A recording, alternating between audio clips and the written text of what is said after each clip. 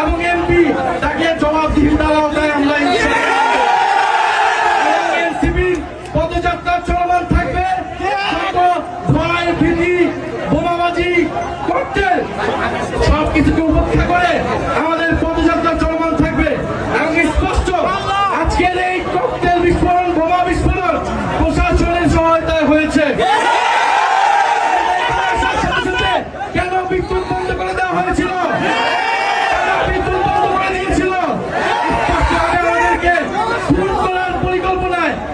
বোমা বিস্ফোরণ করা হয়েছে।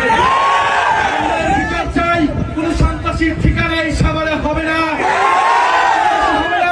যারা গণহত্যাকারীদেরকে প্রশ্রয় দিবে, যারা সন্ত্রাস চাঁদাবাজি খুনিদেরকে প্রশ্রয় দিবে, যারা দুর্নীতিবাদকে প্রশ্রয় দিবে,